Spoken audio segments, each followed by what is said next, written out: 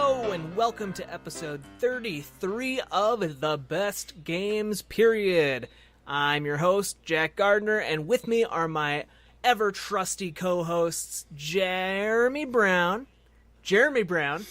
and Daniel Jones. Sounded like you almost said Jack. My brain was trying to combine Daniel and Jeremy. I was gonna say Janiel.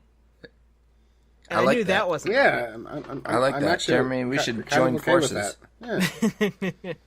So, anyway. If I had a son, I would name him Janiel. My evolved form is actually Janiel, so, I mean... This week we're going to be talking about The Elder Scrolls V, Skyrim. Ba-ba-bum, ba-da-bum, ba-da-ba-da-da-dum.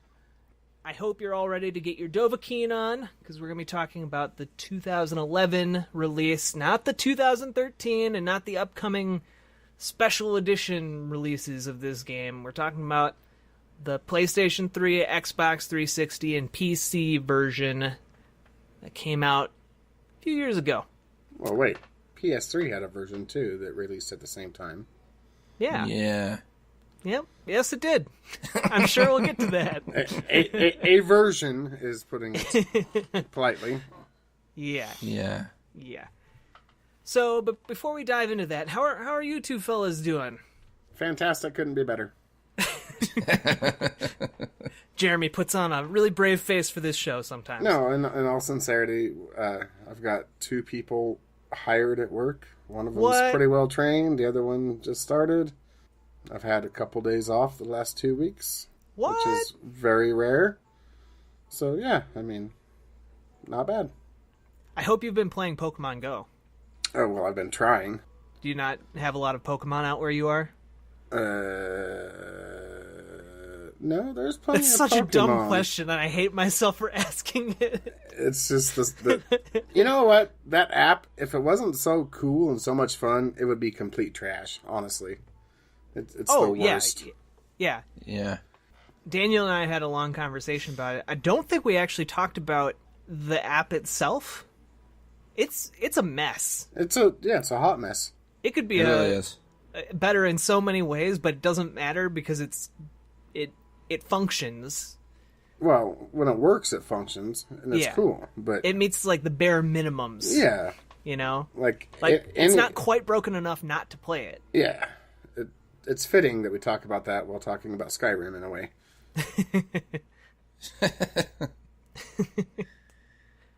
Yeah, let's talk about Skyrim. What is Skyrim? I don't even know where to start. What isn't Skyrim? True. Skyrim, released in 2011 for Xbox 360, PlayStation 3, and PC, basically received hugely widespread acclaim. It's a huge game, has a lot of dragons, has kind of a Norse feel to it, large sprawling world, action RPG. They kind of ripped off the new God of War, really. I was just going to say, didn't we talk about God of War last week? We did. So, yeah, it's kind of one of those games where how do you tackle something like this? Because it's massive in every sense of the word. I feel like most people who've played it have put in at least over 100 hours. Well, right? How do you tackle a giant woolly mammoth? One bite at a time, I suppose. So, well, why are you tackling with bites? I don't know. Haven't you ever heard the expression? How do you get rid of an elephant in the room? One bite at a time, which never makes sense to me. Who eats an elephant? But either way. Yeah, especially a live elephant. Yeah. That's just a recipe for trouble. Yeah. And you got to make sure that, that elephant doesn't get away, because an elephant never forgets. That elephant's going to come back, Kill Bill style, and kick your ass. Okay, and I've seen elephants kick people's asses before. They do it sometimes. So yes, Skyrim is a Skyrim action RPG, open world, first player / third player game. Who plays that game in third person? Who does that? Weird people. Once in a while, because I accidentally pressed the button. I said, weird people. Yeah. You accidentally press the button. That's when you play third I don't know person. who would actually play that game in third person out of choice the entire time. But it's Let's an start option. with the fact that Skyrim was Elder Scrolls 5. So Right. there were 4 Elder Scrolls games before this. Did you guys play any of the previous Elder Scrolls? I played yeah. Oblivion. I didn't play Morrowind Yep. or whatever the first two were called. Arena and... Daggerfall? Yeah, Daggerfall. Yeah. I didn't play more... I didn't play the other ones except for Oblivion. But I played the heck out of Oblivion. I literally did everything you could do in the game. I actually finished Good that game, Lord. even the main quest, which I never even came Yeah. close to in Skyrim in 600 hours. Yeah. I think I was at around 4... Well, probably now about 500 hours in Skyrim. Haven't beaten the main quest. Goodness gracious. So just a caveat on my side, I don't finish those kind of games. I put in probably about 40 hours into Oblivion and about the same amount maybe into Skyrim. Okay. And I played You're a reasonable person, in other words. I played Morrowind briefly, probably I don't know, 5 hours or so, not much. Did you play it on PC or Xbox? Xbox. Okay. Yeah. Interesting. Does anybody know the story to Skyrim? Basically, the story takes place in the same world as the previous Elder Scrolls games, but it isn't connected. It isn't necessarily a sequel in that it tells a continuous story. Yeah, I mean, each installment in the Elder Scrolls franchise takes place in the same world, and there are brief mentions of other events going on, but they're all self-contained things for the most part. Wasn't Skyrim the first in the series, though, where you could actually go to all the different areas from the other games? Like, the entire map was open? No. No? No. Right. Really? No, yeah, it wasn't the first at all, no. Elder Scrolls 4, for example, was the nation of Cyrodiil, which is kind of in the center of the continent. Yeah. Right. And Skyrim is to the north of Cyrodiil. So you never actually went Oh, to yeah, you could get to the all the border, but places. you couldn't cross it. I guess in the game files there were... Yes, that's They what didn't I'm render remembering. the entire continent, so you could go elsewhere if you got out of the map. Good one, Jack. But there wasn't anything to do there. I see. Yeah. Can we talk about the opening to this game? Sure. Let's talk about it, because I love it. What? I mean, okay. we have to start somewhere, so let's start at the opening.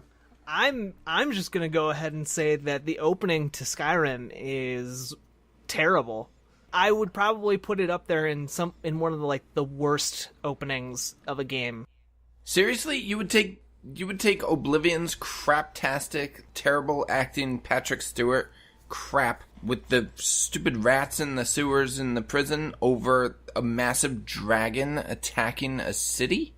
Really? It's not even a city. It's like a hamlet. It's like a 3 fort. buildings. A fort. And- A fort. You're forgetting the 15 minutes that lead up to that, where you're riding in a cart with people you don't know. You don't know how you got there, and Yeah. you're about to I get don't executed understand. for things crimes ? And Right? then a Benefit dragon of the shows doubt, up. you assume that that's all part of the story and that the game is going to eventually answer those questions for you, which gives you motivation to keep playing. Except I it don't understand doesn't. what your problem is. It doesn't. Okay, so maybe that's where the difference is, because I didn't get to that point where, I didn't really see where the story went, so Yeah, maybe that's the issue. the See- whole. You go, Jeremy. Oh, see, I never had a problem opening Skyrim, not like the old PS1 games. Those were a pain in the ass to open. Well, so I mean, the whole thing is, at least with Oblivion, you start off in the jail cell. There's somebody across from you talking to you. Then the king shows up. And is like, "Hey, there's an escape route in your cell. Let's go." And then assassins show up, and you fight off the assassins, but the king is dead. And he's like, "You got to go take this thing and seal shut Oblivion, otherwise we're all dead." And then you have to head off through the sewers. And Well, you actually have two options. You can actually choose a side right then, but you don't really know it, which is kind of confusing. what, really? Yeah. Yeah, there's two different ways. Like, after you get out of the wagons and you get in there and they're about to chop your head off. I was talking about in Oblivion. Oh, okay. My bad.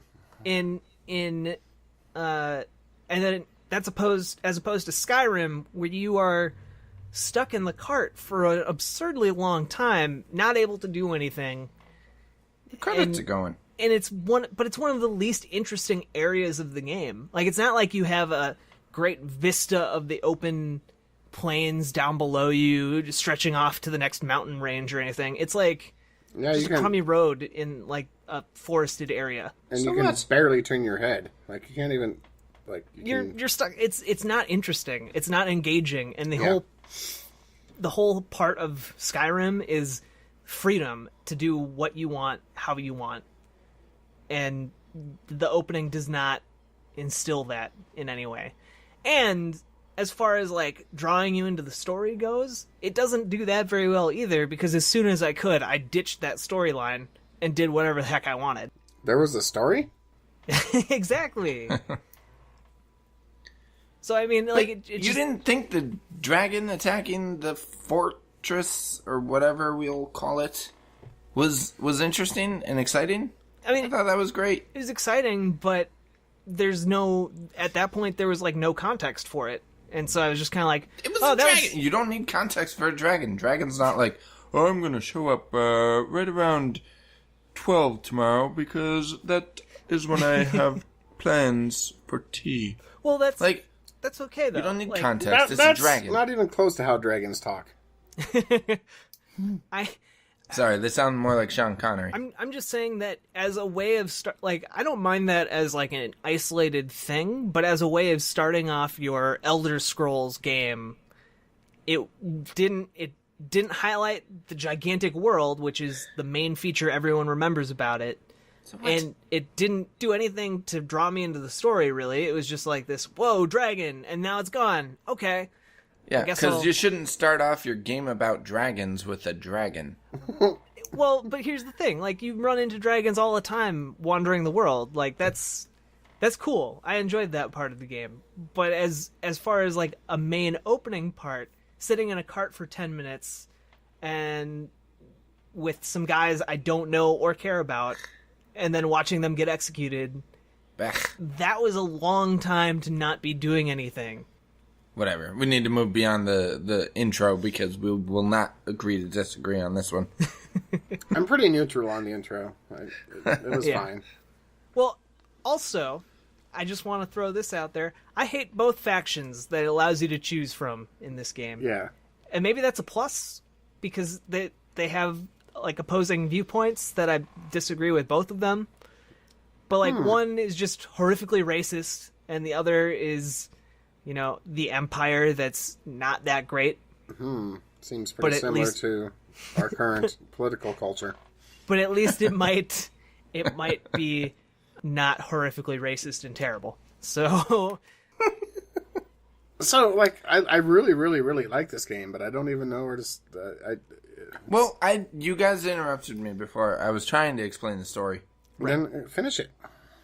I'm just gonna give the intro story because I don't know where the story goes.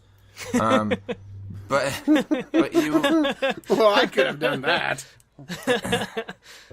Well, then do it. No, somebody do it because that's what we got to do. I don't want to interrupt you. You're already on it. Yeah, right. So you play as a character of your choosing. A character, yes. Yep, and you are being sent to your death for crimes you don't know what they are, and then you get to this fort where you're supposed to be put to death, and just before you get beheaded, you are rescued by a dragon. You're not rescued by the dragon, but the dragon comes and in the chaos you get loose. Then you discover that you basically you have the soul of a dragon. You are dragonborn. And that gives you the ability to do what's called shouts. Dragon shouts. And that's why in all the promotional materials and everything you see this guy going FUS RO DAH, and that's what that is. And then stuff happens from there. What happens from there, guys? Side note. Basically, your job is to rid the world of these dragons. That's your first original goal, anyway. They totally should have had Tears for Fears do a promotional spot for this. Why do you... I don't understand. Why? Shout. Let it all out. Oh... Yeah, so essentially you have the ability to absorb these dragon souls and speak words of power in the draconic tongue. And as kind of related to that, you get sent up to the biggest mountain in Skyrim, and at the top are the Greybeards, who can, have spent their entire existence learning different dragon shouts. From a dragon that lives on top of the mountain. And basically there's a bad dragon that's flying around and is going to destroy the world, and you have to stop it. Like, that's the basic story as far as I understand it. And of course there are hurdles, and you have to get magical doodads to stop it. I never really got that far. That brings me around to one of my main problems with Skyrim. And one of the big questions I have with games like this is there a point at which a game is too big? No. No? So, like I said, I got like 600 hours into this game. Half of it PC, half of it PS3. Both playthroughs, the furthest I ever made it as far as the main quest was climbing up that mountain. Okay. And doing that quest. And I didn't care either time. It's fun. There's so much content and there's so many other things to do. The main quest didn't really matter to me at all. Like, period. So, is there such thing as too big of a game? Yes, but does this game fall into that? I don't think so, personally. No. Well, I guess what I meant by too big of a game is, I think when it comes to a game like this, maybe not so much the size, but the focus gets dispersed all over the place. So, like, I think it's a problem when the main story your game is trying to tell is not engaging enough for players to finish it, or to want to finish it. Like, I would say 95% of the time I would agree. Yeah, and so I think that's kind of a result of how big the world is. I tend to think that that's either a problem with your narrative, and your narrative just isn't interesting enough to engage people, or it's the fault of your game design not properly highlighting that particular part of your game. I think it's an issue. I think you're onto something, Jack. Like, it's the main reason that I don't love open world games. I always kind of have a problem with open world games. Because I think that it dilutes the story when you have a billion different other quests. And Skyrim, the quest log can get enormous. Like, you will have just dozens upon dozens of different quests going all at the same time. And I found the same thing to be true in, like, say, The Witcher 3. It's hard to look at Skyrim now in a post-Witcher 3 world, let me just say. Yeah. But, like, the story in The Witcher 3, not only was it more compelling in and of itself, but it was easier to stay on track. Right. As somebody who likes to mainline RPGs like that, it was incredibly hard to do that in Skyrim. But also, it was hard to do that because, one, you had so many different things going on outside of the main quest, but also, too, because, yeah, you're right. Like, that story, I think it's a mix of the two things you mentioned. Like, that story wasn't compelling enough to really make me want to stick with it. So I would go and travel and wander around and just explore, and I had a hell of a lot more fun doing that than I did playing the main quests. Yeah.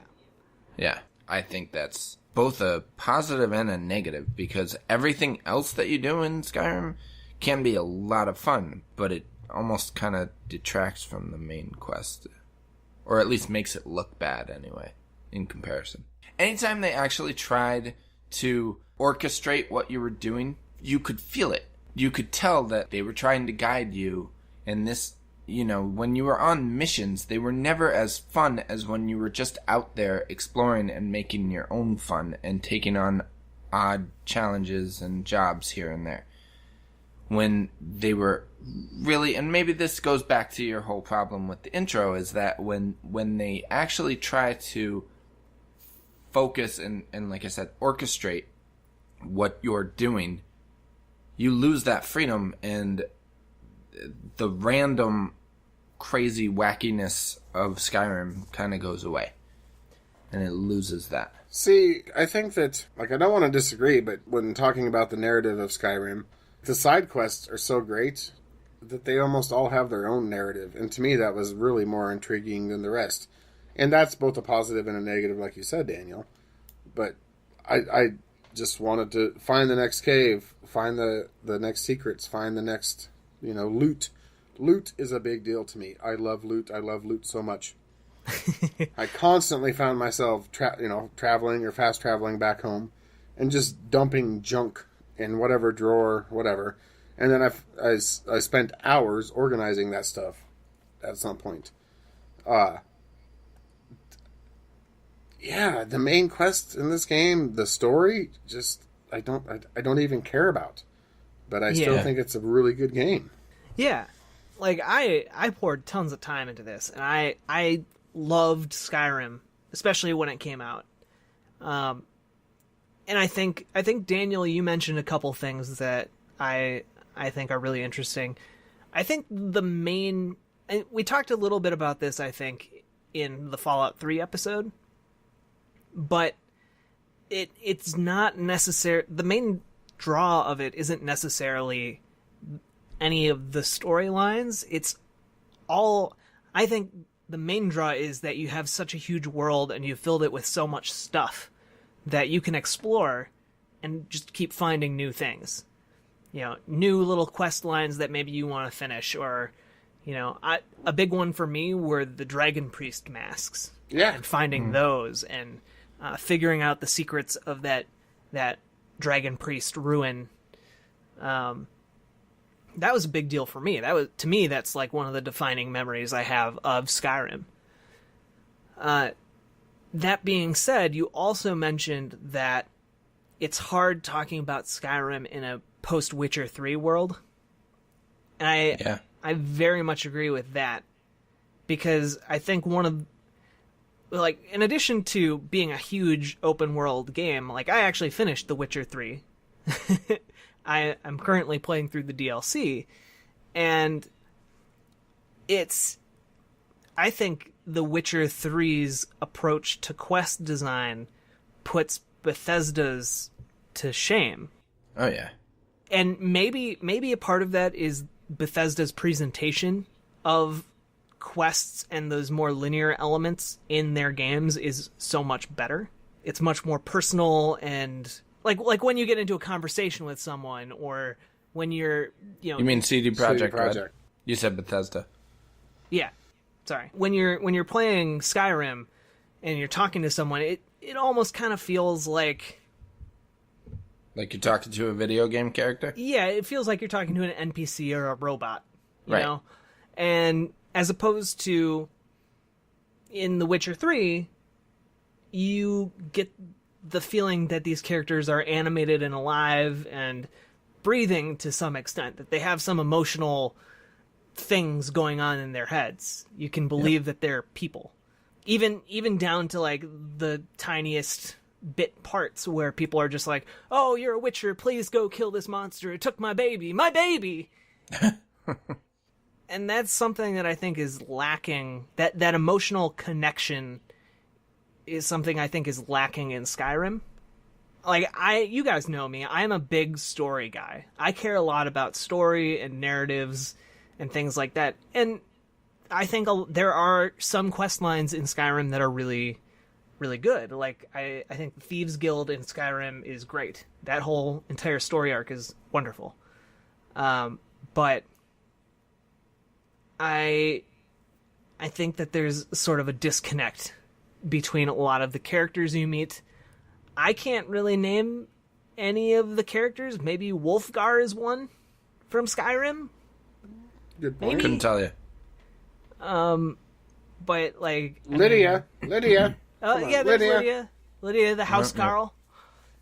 But there's that distance there, and I think, like you said, I think maybe game design has either evolved in the last 5 years with things like The Witcher 3, to the point where it's harder to appreciate Skyrim now. For me, at least, I don't know. Well, am I just blowing smoke? I don't. No. I think what it is. All right. So here's the thing about Skyrim. In my opinion, Skyrim does that chaotic, emergent gameplay incredibly well, and it doesn't do the other stuff all that well. But it's still really fun to play, and in my opinion, it's actually a lot more fun to just explore Skyrim's world than it is to just explore Witcher 3's world, personally. Sure. I found it to be. Yeah. Like, if you're taking on side quests, and especially side quests in The Witcher, and the main storyline in The Witcher, yeah, you're gonna probably have a more interesting, more fun, entertaining time. But when you're just exploring and getting into random encounters and mischief, and that emergent gameplay really works in Skyrim, there's nothing else like it. In my opinion. I'll disagree with you a little bit. I think I found it more rewarding walking around The Witcher 3 and coming across those random side quests, because it really gave kind of the impression of, this wandering monster hunter. And you got to experience how other people perceive Geralt of Rivia and all these other, these interesting scenarios, these moral dilemmas that were really interesting. And I found that more engaging. Also, I'm not a huge loot person. I'm not huge on Skyrim's combat systems or anything like that. And so I think with The Witcher 3, the systems allowed me to more kind of invest in the story and not quite pay quite as much attention to the mechanics of combat. I'm babbling. But basically, I feel like Skyrim is a more mechanical experience, and there's nothing wrong with that. Mechanical how? Like, in terms of the gameplay, there's less narrative soul to it. Like you said, it's mostly about exploration and seeing what's out there. Yeah. Comparing it to other open world games, even like Fallout 3, like we've talked about on the show, right? I think there's more soul in Fallout 3. The environment itself is a story, and I think to a certain extent in Skyrim it doesn't quite pull off that same thing that Fallout 3 managed to do. No, I mean, I guess I don't have that point of reference because I never really played Fallout 3. Yeah, I guess, like with The Witcher 3, literally every single side quest that isn't like find this treasure has a narrative arc to it. It's all important. Whereas a lot of the quests in Skyrim come down to get thing out of cave, or rescue person in cave, and this is also a pet peeve, but I really dislike the Radiant quest system that they put in Skyrim.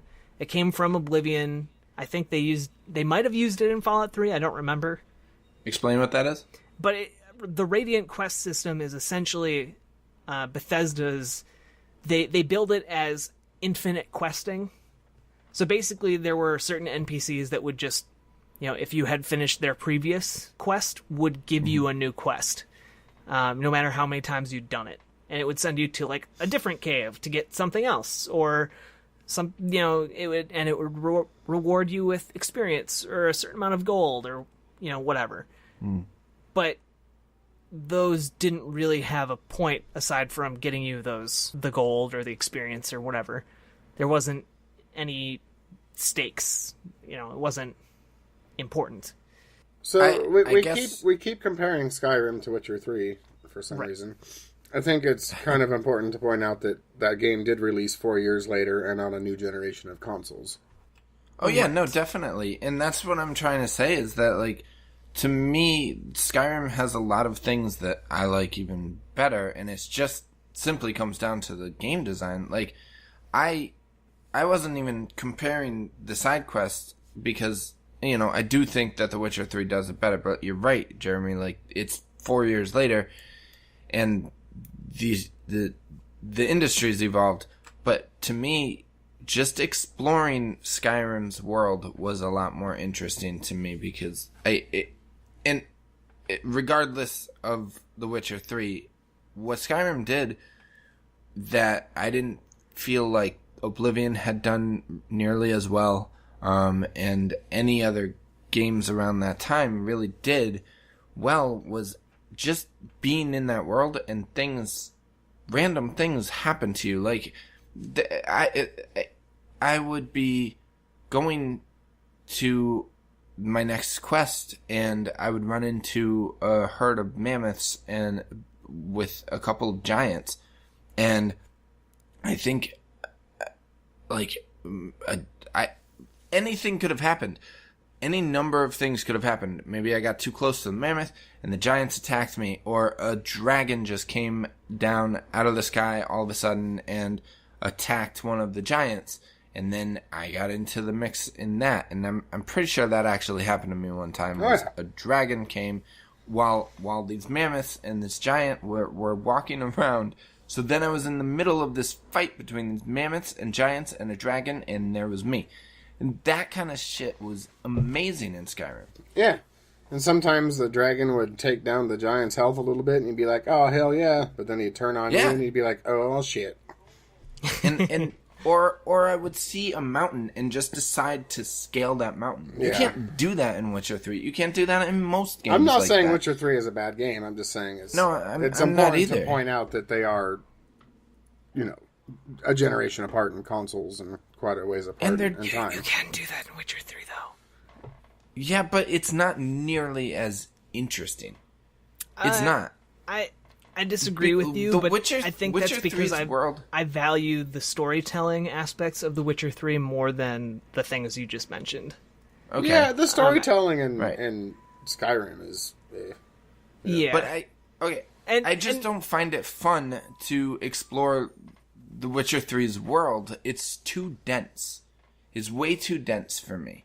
And Skyrim, I could see that mountain and do a beeline for it, but along the way I would have to, navigate around certain things, and then I would go up there, but it wasn't like this dense forest of trees, or I would come across just a random village, and stuff would happen. Like, I don't know how to describe it, but Skyrim's world was a perfect balance between, like, feeling like an actual place, but also being barren enough that I could just wander around and not feel like I was constantly being bombarded with distractions, which I always felt like in The Witcher. What? I would say the opposite.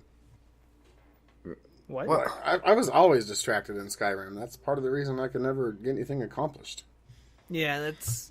No, I guess I just mean, like, I wasn't constantly being attacked by a pack of wolves. Or... Oh, okay, yeah. Like that kind of thing. In The Witcher, I felt like anywhere I rode Roach to, like, I was gonna have to deal with some mutants attacking me, or wolves, or flying things, or somebody coming to ask me for my help. And those weren't necessarily as fun.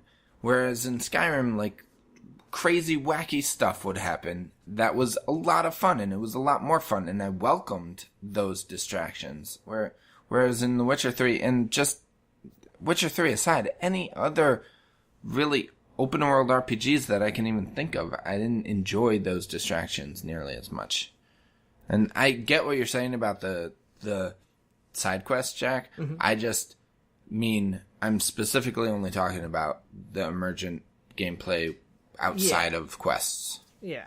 You're right to an extent. There's not the whole coming across a dragon that's fighting a giant that's also fighting a mammoth.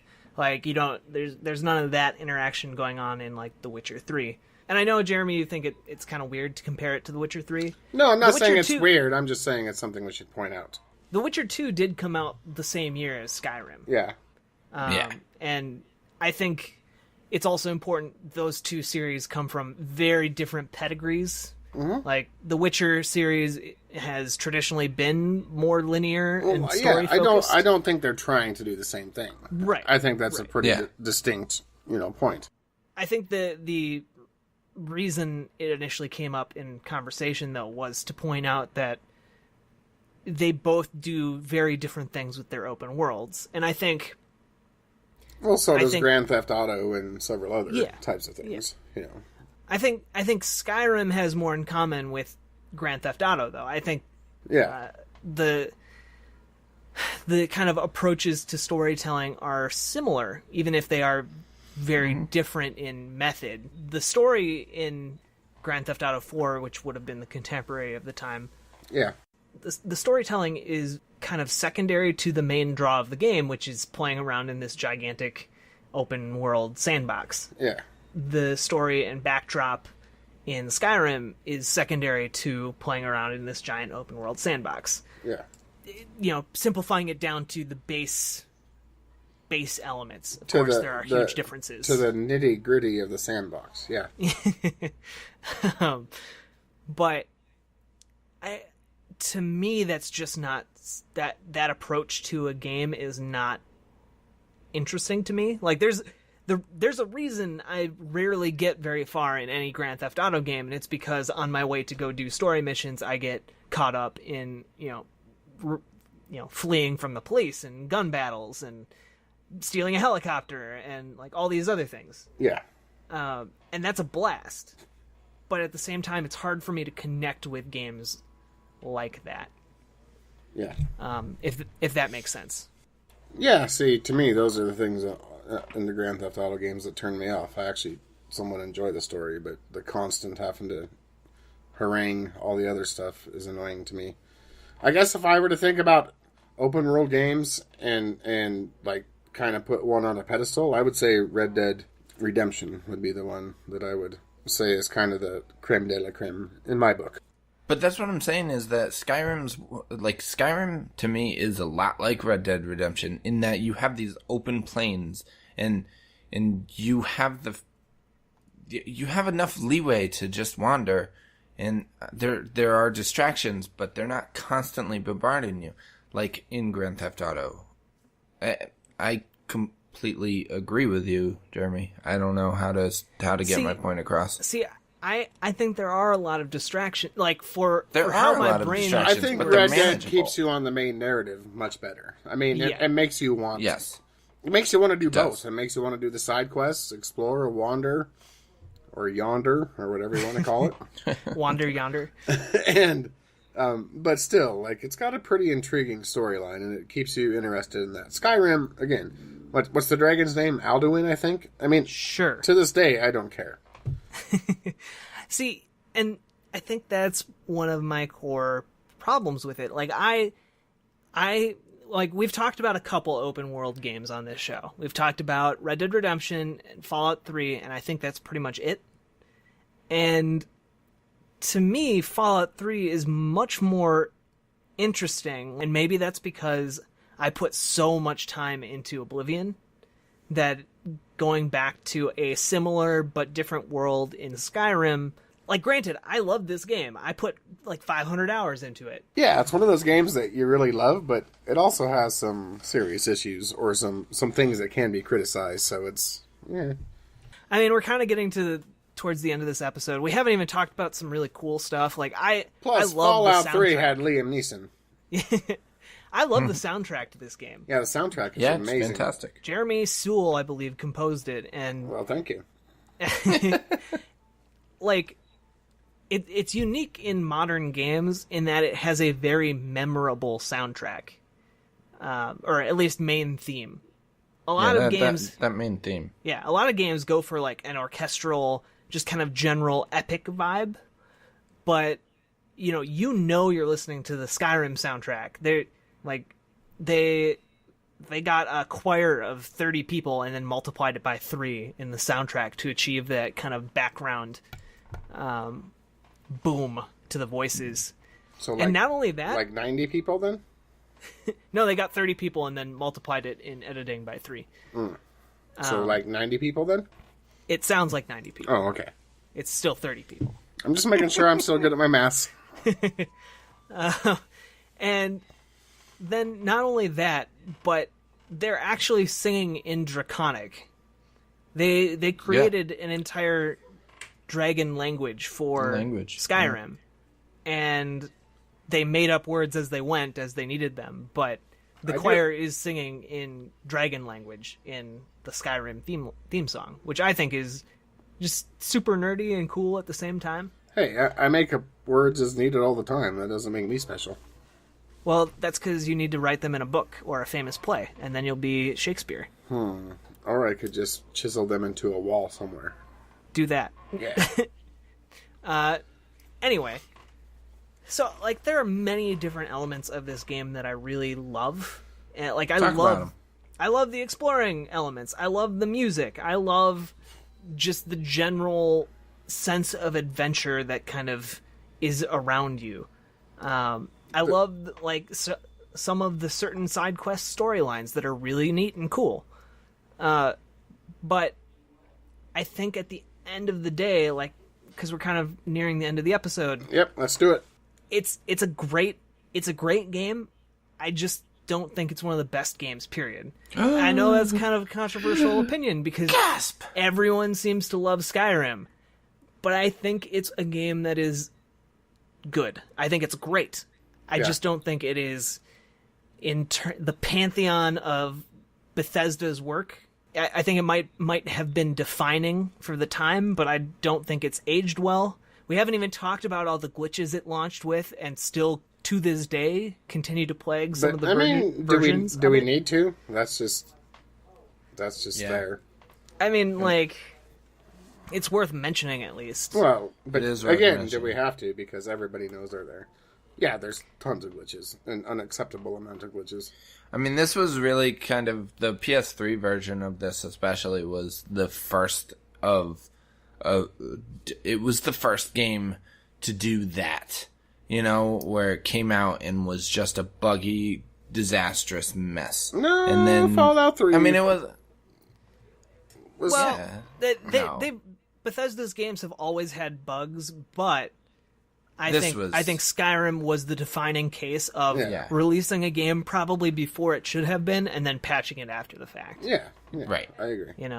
So Daniel, where do you fall on this epic masterpiece thing? I think it has its flaws, and I think it doesn't even need the story. I think just as a sandbox, and just as a world to explore, I love it. But I'm also a huge fantasy nerd, so I don't know. I have to say it's the best game period for me. You could have left out fantasy in that sentence, but I get it. No, really. I like I said, I think. Wow, I wasn't really expecting you to fall. No, I definitely think it's the best game period. I would actually. And we might do Oblivion someday, but I do think Oblivion is one of the best games, period. I love Oblivion too, but I like this much more. I think Oblivion does a lot of what Skyrim does, but I think it actually does it better and more impressively with the tech available to it. It's a little more coherent, and yes, for the tech at the time, it was... Oblivion's a great game. I really liked Oblivion, but Skyrim just cleaned up a bunch of the issues that I had with Oblivion. And it had combat that wasn't nearly as janky as Oblivion, and so the reason people talk about Skyrim in that wait, what if you replace everything you just said except replace Oblivion with Skyrim and Skyrim with The Witcher 3. You just exactly said everything that I think about those two games. Well, sorry. To me, I don't know. Oh, Skyrim was the first game where I really started to take note of emergent gameplay and realized that I could enjoy that. Like, I never really got into it with the Grand Theft Auto games. Those were a big step towards the goal of completely emergent gameplay, telling the stories, rather than, the developers telling a guided story, the players just coming up with their own stories right through the crazy stuff that happened to them. Like, for me, Skyrim, not Oblivion, Skyrim was the first game that really did that. And then from there, that style of gameplay and that style of letting players tell their own stories, like, really blossomed from there. And I think stuff like Far Cry 3 really owes a lot to Skyrim. And that's, I love Far Cry 3. I'll make the case that that's the best game, period. So I really enjoy Skyrim. I enjoy that world. I love dragons. I love fighting them. And I also just like the RPG elements of Skyrim and the way that they're handled. I like that the more you use something, the more it just naturally gets stronger. And that's such a common sense thing that I've always wanted to see in RPGs, and it never seemed to work that way. But Skyrim works that way, and it just makes sense. I just love it. I think it's a great game. I just do. Cool. All right. What about you, Jeremy? Oh, I get to talk? Yes, you get to talk. Okay, so Skyrim is an unbelievably fun game. Yeah, but here's the thing. No, I'm just kidding. I deserve that. So, it's great to just go out and explore and don't even look at your map or your quests and just move from one area to the next and find different and great and amazing new things. I love that. I love that so much. It's one of my favorite things about any game that's ever made. I just really love open world exploration type of games. I think where Skyrim kind of fails a little bit is in the UI, which is terrible. We talked a couple weeks ago about BioShock and how they handled, the plasmids / weapons very well. Skyrim does not do that very well at all. It's so clunky to switch between your magic and your weapons, like any given one at any given time. It's pretty terrible. Also, the story is obviously completely forgettable, which I'm okay with for the most part, because the rest of it is just so much fun. But at the end of the day, I don't think this is a game that everybody has to play. I don't think it's the best game, period. It's a great game. I love it. I'll probably revisit it. But no, I think it's just one of those pretty cool, awesome, amazing games, but I don't think you're missing out on anything spectacular by not playing it. There are other games that do what Skyrim does and does them just as well, if not better. Such as Fallout 3, Fallout New Vegas. That's kind of where I'm at too. Like there are other games in the open world genre that do Skyrim. So what compelled you both to spend so many hours playing it? The guy who spent like a fraction of that much time is the one calling it a best games, period. What's the why? What's the deal? Well, to begin with, my 600 hours was split between PS3 and PC. And on PC there were mods, which made that's a whole new ball game right there. I mean, we haven't even broached that. Yeah. We maybe should before we end the episode. I mean, yeah, because that's a huge thing. Huge part of the game. It is on PC, but not on console. Well, so that made it fun, but more fun. I don't know. I mean, there's something compelling about it. Just because you do something a bunch doesn't make it the best thing ever. Yeah, like we started the episode talking about Pokemon Go. Yeah. And that game has a ton of problems, like technically. but it's bringing together people in a really lovely, awesome way, and I can't fault it for that. So I, split the difference, and I call it a great app, a great game. But I also wouldn't call Pokemon Go one of the best games, period. No. I think Skyrim is a great game. Don't get me wrong. I'm not saying it's not great. The mods are a huge aspect to it. Like, it generated a huge modding community. But I also think that that's partly due to Steam. The Steam Workshop could probably be attributed to Skyrim, the success of the Steam Workshop. And I think that's a big deal. I do think that's a big deal. Yeah. Yeah, by me saying no doesn't mean like this game is trash and you should never play it. I think there's other games that can do what they do better. And as for spending a lot of time in it, like I spent, a couple hundred hours in this game, like a large chunk of time, and I don't regret that time at all. It's just, I spent way more time in Oblivion. I actually finished the main quest line in Oblivion and Fallout 3. And the stories in those games engaged me more. The characters in those games engaged me more. They both provided me that same kind of emergent sense of gameplay of wandering around and discovering new things and exploring this brand new world that had crazy things going on in it. Yeah. We've spent a lot of time in the world of Skyrim, but there's something about it that doesn't quite connect with me, and I think that's the narrative aspects for me didn't quite connect as well as the other ones. And even in the other ones, I think open world games tend to be very hard games to tell stories in, of any kind.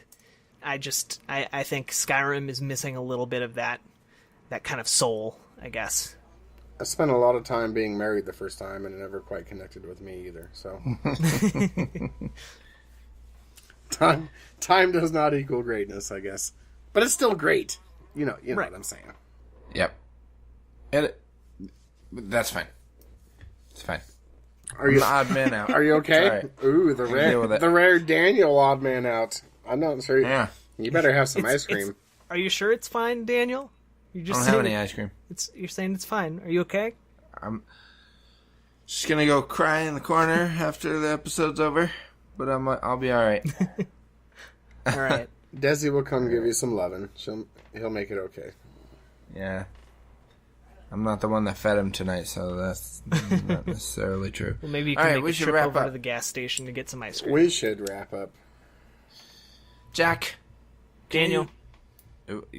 Yes. Jack. Hi. Hi. How are you? Jeremy. Susanna. Wait, what? By the way, you guys should really be excited for the Dark Tower movie. I'm excited for Idris Elba in a major motion picture. Yes. I'm just as a excited cowboy for the Dark Tower. that saves the world. I haven't read any of those books except for the first one. You really need to. I read the first one and it was like painful.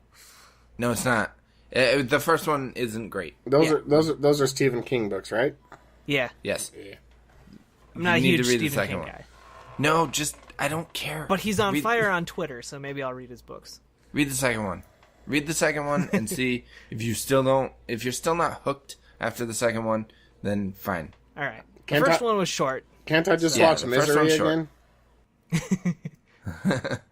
That's a good book. Great. That was a good movie. Yeah. All right. Jack, can you tell the fine folks all about Extra Life?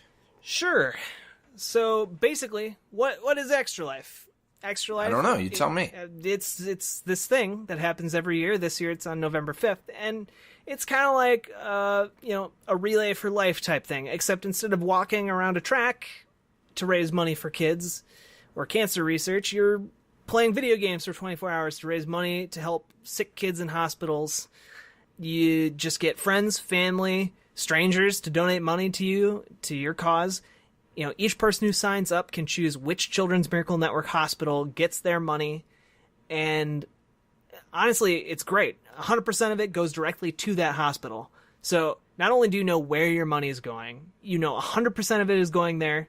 And you also have an excuse to play games, you get to play games, and you get to help kids. It's like all the wins that you could possibly want in your life funneled down into one event. So really just, head over to extra-life.org, get signed up, and start raising some money for the kids, because who doesn't want to help kids? Am I right? I'm pretty sure you're right. I think you're completely right. All right, so that was episode 33 of the Best Games Period. Let us know on Twitter. I'm just... You sound processing. like you have been completely defeated by our dissenting opinions. I am. I'm sorry. I am, totally. But that's whatever. I need some support. And nobody ever comments and tells us what they think of the games that we discuss. I know you guys listen. We know that you listen. We see the numbers. Yeah. So go out there. Go on to Twitter, @BestGamesPeriod. Go to our posts on Game Informer and Extra Life. Comment. Tell us what you think of Skyrim, and tell me why I am right. Also, because subscribe. I need some support. And subscribe to us on iTunes. We are also on... And leave us a review. Spotify. Leave us reviews, because that makes us more visible to other people. If you want to tell the world about this awesome niche podcast that you know about, that doesn't want to be niche anymore, because we would love more listeners. So do that, all right? And maybe buy Daniel week, some ice cream. I know why Next Daniel's week- really upset. Why? Someone stole a sweet roll. Next week, we didn't even mention a arrow to the knee. I'm proud of us that we made it through this entire episode without making a meme mention. Well, I had to do it right at the end. It. All right. Next week, hopefully we'll do a game that I'll have some more support for. So, yeah. Till next time. See you all on the flippity dippity. See you all in oblivion. Ooh. Both ridiculous.